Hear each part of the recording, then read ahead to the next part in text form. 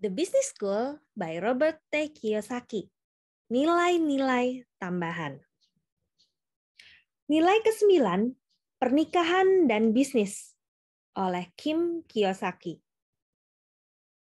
Robert dan saya pertama kali berkencan pada Februari tahun 84 di Honolulu, Hawaii. Malam itu dia bertanya kepada saya, "Apa yang ingin kau lakukan dalam hidup?" Saya menjawab, "Aku ingin memiliki bisnisku sendiri." Saat itu, saya menjadi manajer sebuah majalah di Honolulu. Robert berkata, "Kalau kau mau, aku bisa mengajarimu apa yang ku ketahui dan apa yang diajarkan ayah kaya kepadaku." Dalam sebulan, kami memulai bisnis baru, dan ini bisnis pertama saya bersama-sama. Kami mendesain logo yang unik, membordirnya di kaos dan jaket, dan bepergian ke berbagai negara bagian Amerika Serikat untuk menjual produk kami. Tujuan sejati dari bisnis itu adalah untuk membiayai pendidikan kami selama setahun, menghadiri berbagai seminar, pertemuan, dan konferensi di sepanjang Amerika Serikat, sambil mempersiapkan diri untuk bisnis berikut yang akan kami bangun. Kami memenuhi target 1 tahun kami, dan kemudian menutup bisnis kaos dan jaket tersebut. Pada Desember 84, kami menjual semua yang kami miliki di Hawaii dan pindah ke California Selatan, dan bersiap membangun bisnis selanjutnya.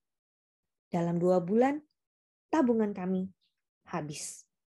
Kami tidak punya uang.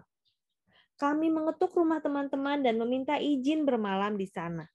Kami tidur di pantai. Beberapa malam, kami tidur dalam mobil Toyota pinjaman yang bobrok. Keluarga kami mengira kami gila. Teman-teman kami mengira kami gila. Terkadang kami pun berpikir kami sudah gila.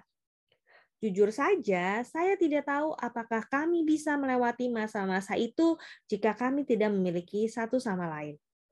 Ada malam-malam ketika kami saling berdekatan, mencari sedikit kehangatan dari terpaan badai. Apa saya takut? Iya. Apa saya ragu? Iya. Apa terkadang saya merasa kami akan gagal? Jelas. Namun, tetap saja, kami bertekad untuk tidak menyerah, dan kami memang tidak menyerah. Hal yang membuat kami bisa terus bertahan adalah tekad kami membangun bisnis, dan yang lebih penting, ketidakinginan kami kembali hidup bergantung pada gaji. Pada titik itu, mencari pekerjaan adalah jalan keluar yang mudah. Bagaimanapun, bagi kami itu sama saja bergerak mundur. Kami tahu apa yang kami inginkan. Kami hanya tidak yakin bagaimana cara sampai di sana. Setidaknya belum yakin.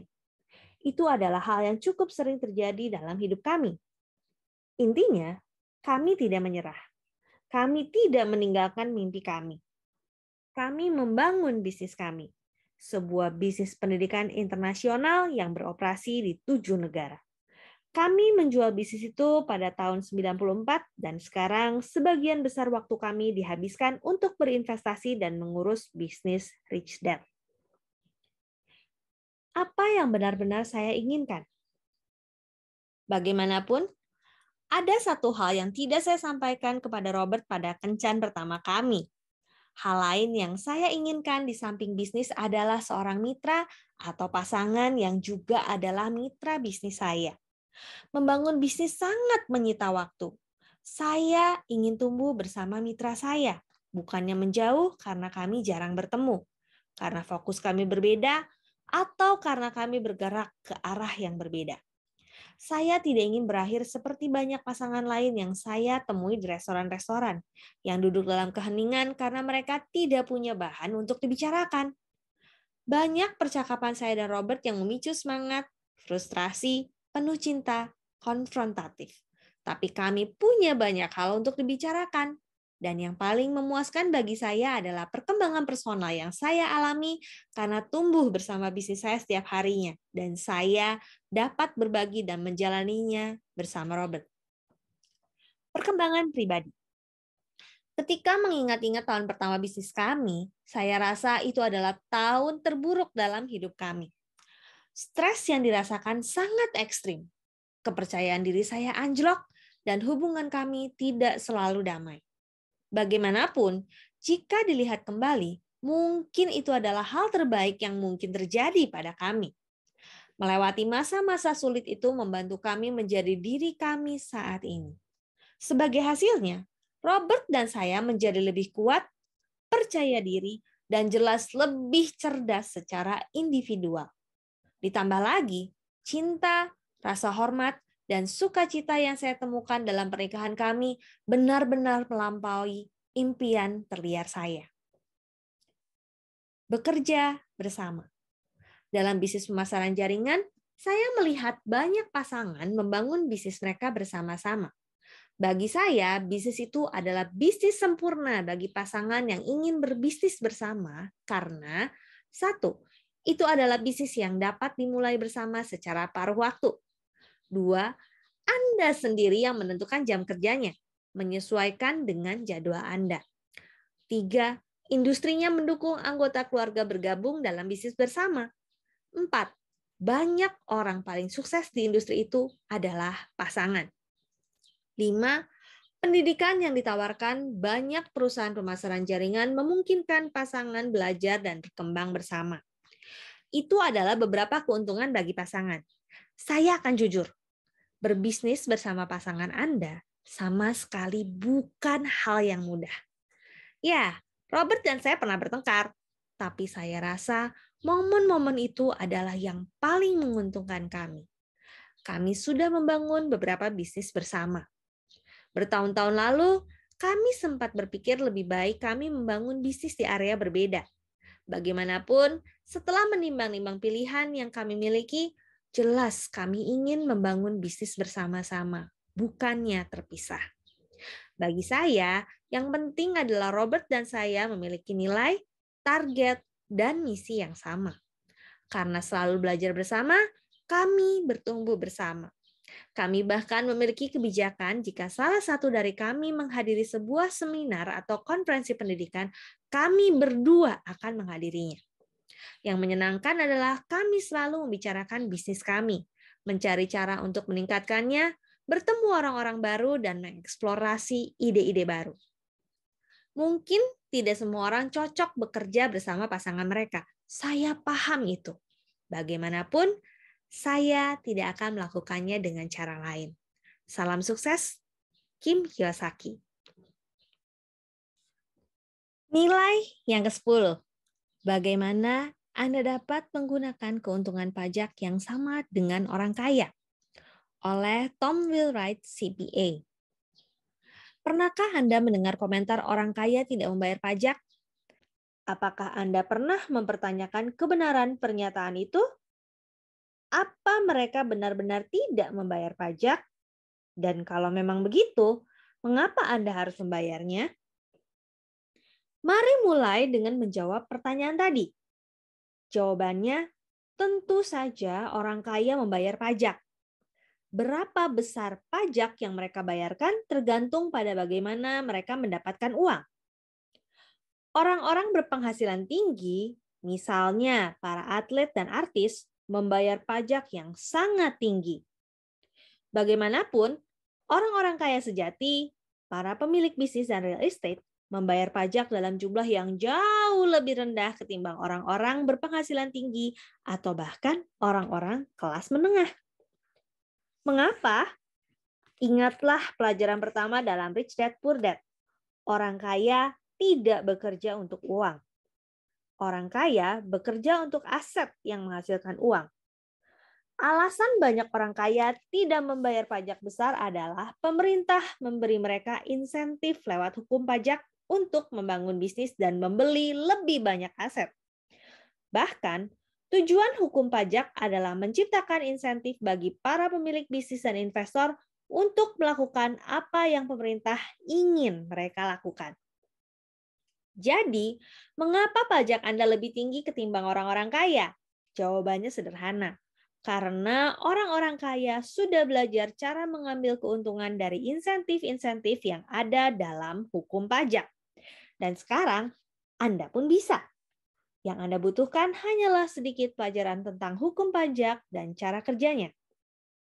Bertahun-tahun lalu, orang-orang yang bekerja untuk uang sama sekali tidak membayar pajak. Bahkan, hukum pajak hanya berlaku bagi kaum super kaya. Akan tetapi, pemerintah kemudian membutuhkan lebih banyak uang untuk mendanai Perang Dunia Kedua, dan hukum pajak pun berubah. Dan karyawan serta pekerja mandiri mulai membayar pajak. Awalnya jumlahnya tidak besar, namun pemerintah terus berkembang dan membutuhkan lebih banyak uang sehingga mereka menetapkan untuk membebankan lebih banyak pajak ke gaji karyawan dan profesional seperti dokter dan pengacara. Pada saat yang hampir bersamaan, pemerintah juga mulai mencari cara untuk mendorong pemilik bisnis dan investor agar mereka mengucurkan uang ke tipe-tipe investasi tertentu. Pertama, pemerintah ingin pemilik bisnis mengembangkan bisnis mereka, membeli lebih banyak alat dan membangun pabrik supaya mereka dapat mempekerjakan lebih banyak karyawan dan memajukan perekonomian. Jadi, pemerintah mulai memberi keringanan pajak bagi para pemilik bisnis yang mengembangkan bisnis mereka. Rencana itu sangat berhasil sampai-sampai pemerintah mulai mencari-cari sektor perekonomian lain yang investasinya ingin mereka dorong. Pertama adalah bidang properti hunian. Karyawan membutuhkan tempat tinggal. Jadi, pemerintah memberikan insentif pajak kepada investor-investor real estate. Itu juga berjalan baik, sehingga pemerintah mulai memberi keringanan pajak kepada orang-orang yang berinvestasi dalam properti komersial seperti gedung, perkantoran, dan toko. Pemerintah juga ingin mengurangi ketergantungan akan minyak asing. Jadi mereka mulai memberi insentif pajak kepada orang-orang yang berinvestasi dalam produksi minyak dan gas baru. Kepada para petani, pemerintah ingin memberi insentif kepada mereka sehingga mulai memberi para petani keringanan pajak jika meningkatkan produksi mereka. Jadi, bagaimana agar Anda dapat membayar lebih sedikit pajak seperti kaum kaya? Alirkanlah uang ke tempat-tempat yang diinginkan pemerintah. Anda dapat memulai dengan membangun bisnis. Tidak harus bisnis besar. Bisnis Anda bisa saja beroperasi di rumah Anda. Misalnya, bisnis pemasaran jaringan atau bisnis berbasis internet. Sebagai pemilik bisnis, Anda dapat mengambil keuntungan dari pengurangan pajak yang tidak didapat para karyawan. Dengan saran dan dokumentasi yang layak, barangkali Anda bahkan bisa mengubah pengeluaran pribadi menjadi pengeluaran bisnis yang sah dan dapat dikurangi. Tentu saja, bisnis Anda harus mulai menghasilkan uang sah dan memiliki tujuan lain di samping demi menghemat pajak. Aturan untuk mengurangi pengeluaran sangatlah sederhana. Semua pengeluaran dapat dikurangi selama itu adalah pengeluaran bisnis biasa dan penting atau perlu. Artinya, Anda harus menghabiskan uang untuk sesuatu yang berhubungan dengan bisnis Anda, yang tentu saja berarti Anda harus memiliki bisnis. Kemudian, pengeluaran Anda harus biasa atau normal bagi bisnis Anda. Contohnya, normal-normal saja jika Anda dan mitra bisnis Anda, bisa saja pasangan Anda, pergi makan malam untuk mendiskusikan bisnis. Pengeluaran juga harus penting atau diperlukan, yang berarti tujuan dari pengeluaran itu adalah demi meningkatkan keuntungan bisnis Anda. Pikirkan betapa banyak pengeluaran Anda yang dapat diubah menjadi pengeluaran bisnis yang dapat dipotong atau dikurangi. Itu bisa saja termasuk biaya mobil, bepergian, perlengkapan kantor di rumah, biaya santap makan, hiburan, dan lain sebagainya. Saat mengubah pengeluaran menjadi pengurangan, Anda membuat pemerintah ikut menanggung biayanya. Dan itulah yang sebenarnya pemerintah ingin Anda lakukan. Pemerintah ingin Anda membangun sebuah bisnis atau berinvestasi di real estate, agrikultur, atau minyak dan gas bumi. Pemerintah ingin Anda melakukan hal-hal yang membantu mereka memajukan perekonomian.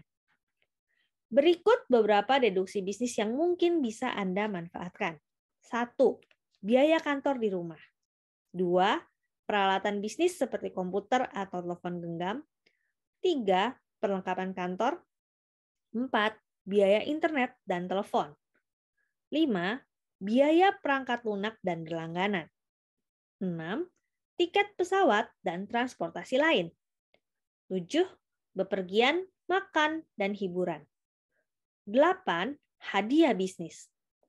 9. Premi asuransi kesehatan. 10. Biaya kesehatan. 11. Biaya kursus dan seminar pendidikan. 12. Biaya melahirkan. 13. Perabotan. Carilah pengeluaran-pengeluaran seperti di atas yang mungkin bisa mendapat pengurangan pajak jika memenuhi kriteria yang ditetapkan oleh IRS dalam Internal Revenue Code Section 162A. Dapat dikenakan pengurangan pajak, pengeluaran biasa, dan diperlukan yang dibayarkan atau terjadi dalam tahun yang dikenakan pajak di semua pekerjaan atau bisnis.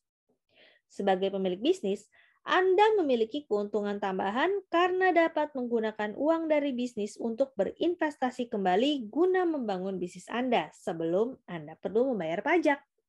Bukannya mendapati pemerintah memotong penghasilan Anda bahkan sebelum Anda menerima penghasilan itu. Kami tidak mengharapkan Anda menjadi ahli perpajakan, tetapi dengan menyadari bahwa hukum pajak dan pengurangan pajak tersedia bagi pemilik bisnis, Anda dapat meningkatkan penghasilan dan mengurangi pajak secara legal. Sangatlah penting mencari penasihat pajak yang kompeten untuk membantu Anda menciptakan strategi yang cocok dengan kebutuhan bisnis dan investasi Anda, serta untuk mengetahui pertanyaan apa yang perlu ditanyakan kepada penasihat Anda. Jadi, ambillah langkah pertama dan mulailah bisnis Anda. Membangun sebuah bisnis tidak pernah semudah sekarang.